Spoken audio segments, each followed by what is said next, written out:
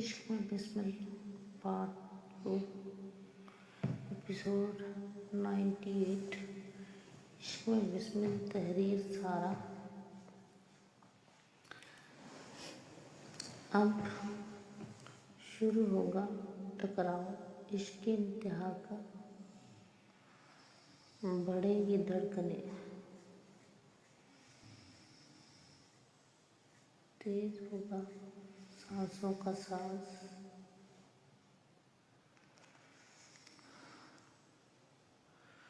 جنون کی ہوگی حد پار۔ اس سے پہلے مرجان بخاری کی زندگی اس سے روٹھ جاتی، وہ باہر کی طرف بھاگا، لیکن وہ ظالم جا چکی تھی۔ اپنی جلد بازی پر غصہ بھی آ رہا تھا۔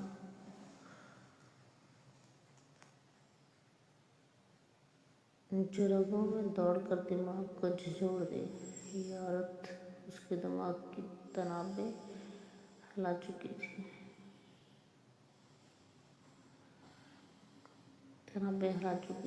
اس کے حواسوں کو الجھا دیتی تھی، اس کے ضبط کو چیلنج کر دیتی تھی۔ اس کو موقع تک نہیں دیا تھا بات کرنے کا۔ ایک لفظ تک ادا نہ کر سکا وہ۔ غصے سے اندر واپس آیا تو سامنے نیلما بیٹھی تھی، وہی لڑکی جس کو دیکھ کر زمینہ خان بھول گئی تھی کہ وہ یہاں کیوں آئی ہے۔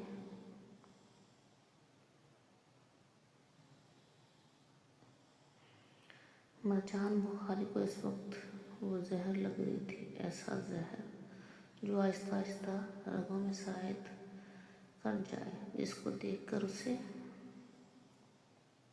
اپنی بیوی کو جیلس کرنے کا خیال آیا تھا، لیکن وہ میڈم اس کی بساط ہی الٹ کر چلی گئی تھی۔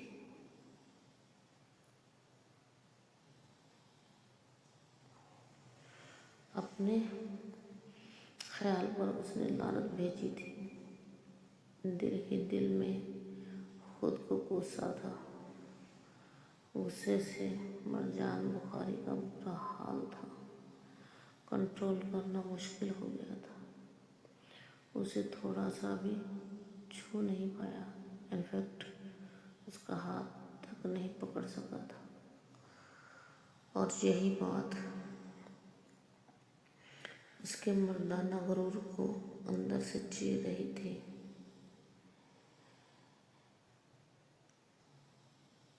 مرجان بخاری کا حال سستی عاشقوں سے بھی برا ہو رہا تھا۔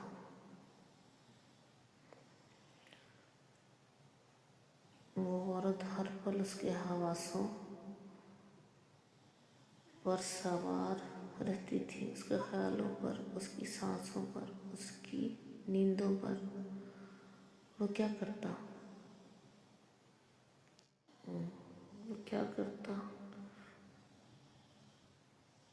اس کو پانے کا جنون سر چڑھ کر بول رہا تھا، لیکن ایسا جنون جو عقل کو خاموش کر دے،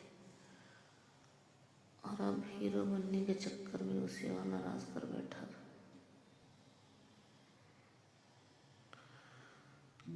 اب مرجان بخاری کو خیال آ رہا تھا کہ اگر زمینہ خان نے اسے دور ہونے کا کہا تھا تو سزا تو اس نے بھی زمینہ کو بہت دی۔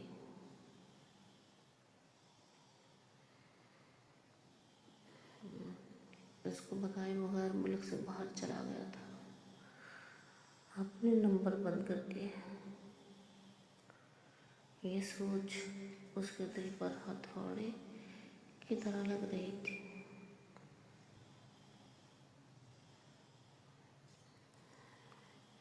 مرجان بخاری اپنی بیوی کے آگے جھکنے کے لیے اپنی انا کو دلیلیں پیش کر رہا تھا، اپنی انا کو قائم کرنے کی کوشش کر رہا تھا۔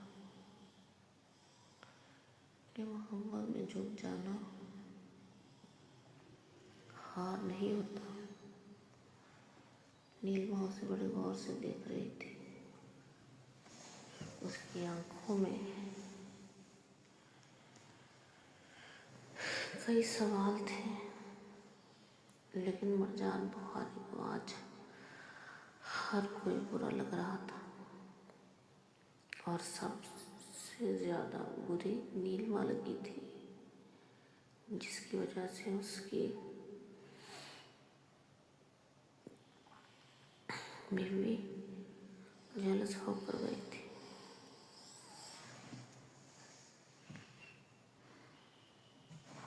مرجان بخاری نے اپنے اسسٹنٹ کو کال کی اور فوراً آ گیا۔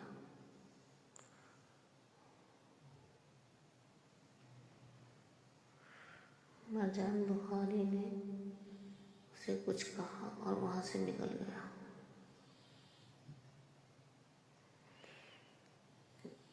جیسے فیصلہ کر چکا ہو کہ آج کچھ نہ کچھ بدل کر رہے گا، مرجان بخاری کا اسسٹنٹ نیلما کے پاس آیا اور بولا، مس نیلما، آپ چاہیں تو خود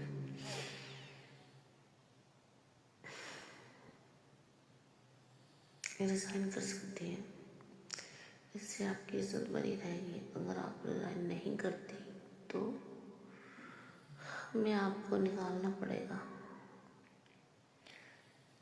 نیلما کو پسینے آنے لگے، آنسو ٹپ ٹپ بہنے لگے تھے۔ وہ بوجھل آواز میں بولی، میرا قصور بتائیں۔ عدنان، مرجان کا اسسٹنٹ، بولا،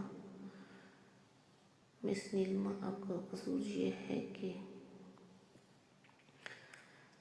جب آپ کو سر نے یہاں بلایا ہی نہیں، آپ کیوں خود آئی تھی؟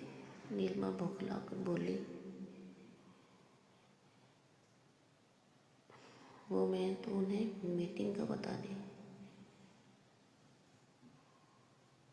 آئی تھی، لیکن کیوں مس نیلما؟ جب سر نے منع کیا تھا کہ اس ٹائم پر انہیں کوئی ڈسٹرب نہیں کرے گا،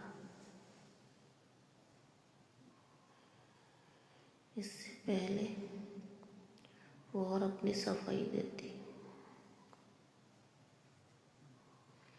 عدنان نے اسے ہاتھ اٹھا کر بولنے سے منع کر دیا۔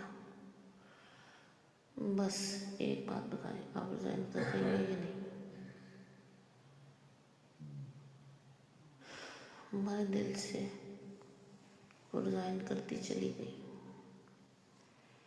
اس کے قدم لڑکھڑا رہے تھے اور وہ ٹوٹ چکا تھا۔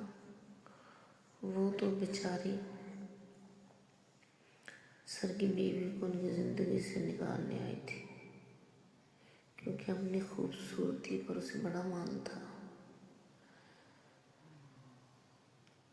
لیکن یہاں سب الٹ گیا تھا۔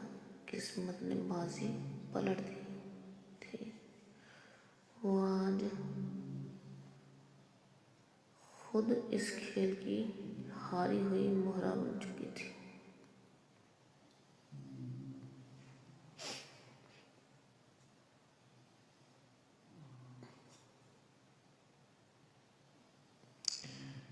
مرجان بخاری تیز قدموں سے آفس سے باہر نکلا تو اس کی سانسیں بے ترتیب ہو چکی تھی۔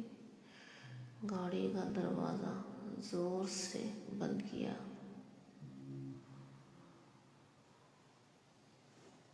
اور اسٹیئرنگ پر ہاتھ دے مارا۔ یہ عورت مجھے پاگل کر دے گی۔ اس کے دانت بچ گئے، آنکھوں میں عجیب سی سرخی اتر آئی تھی۔ وہ خود سے لڑ رہا تھا۔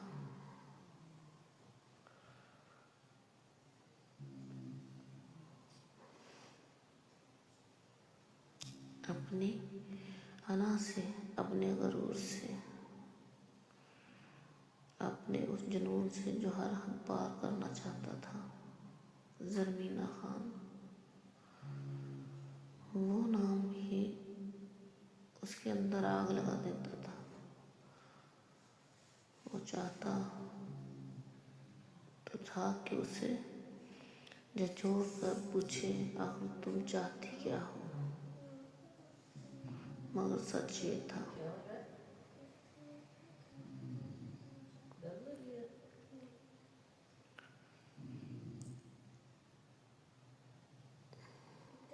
وجدان خان، ارمان خان اور حولا خان سب بے حد تھک چکے تھے۔ فلک کے سامنے جھک کر سمجھانے، منانے اور سمجھانے کی وہ کوشش جو پہلے آسان لگتی تھی،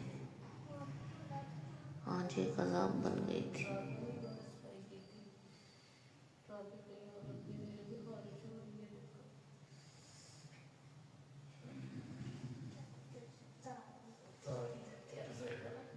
فلک کی بس ایک ضد تھی، ایک نام جو ہر بار ان کی امیدوں کو توڑ دیتی تھی۔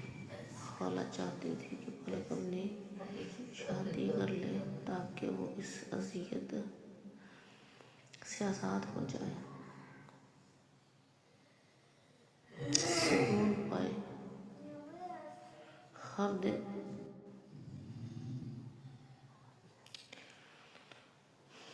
جو فلک کی نافرمانی کی وجہ سے گزرتا، وہ اس کی بہن کے دل پر جیسے پتھروں کا بوجھ بڑھاتا۔ وجدان خان کے دل میں یہ خواہش دہک رہی تھی کہ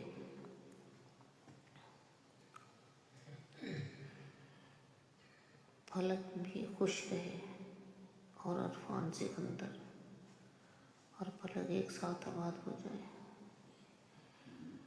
فلک اس کے لیے عزیز تھی اور عرفان سکندر کو بھی وہ دیان خان کی طرح بھائی مانتا تھا۔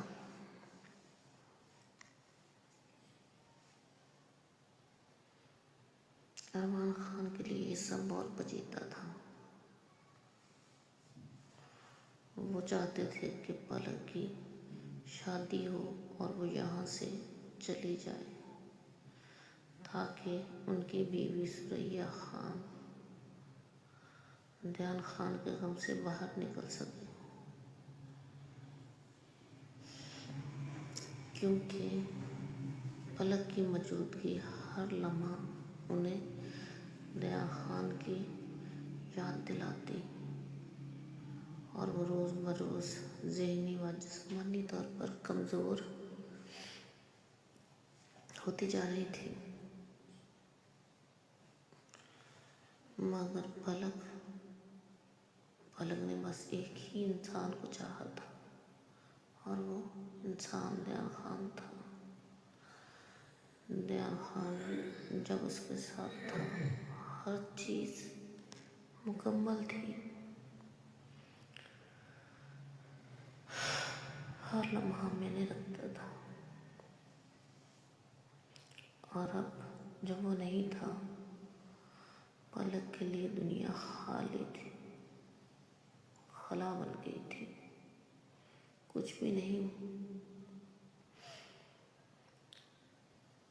بس ایک اندھیرا، وہ ایک یاد جو دل کو جلائے جا رہی تھی۔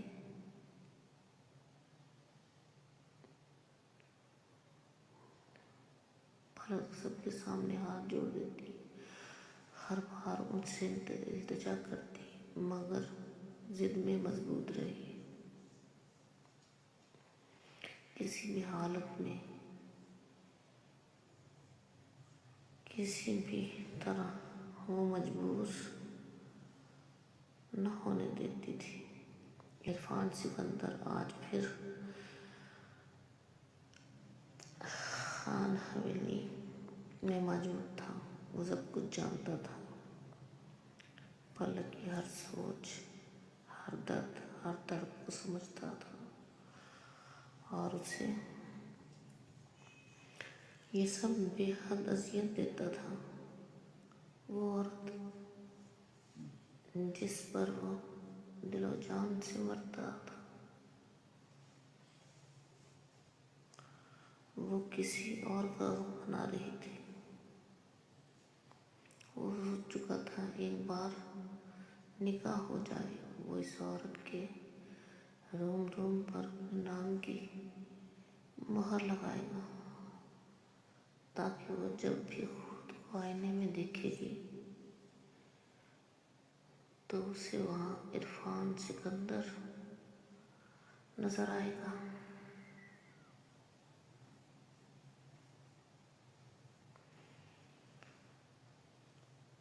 وہ اس کی یادوں سے بھی دوسرے مرد کو کھرچ کر پھینک دینا چاہتا تھا،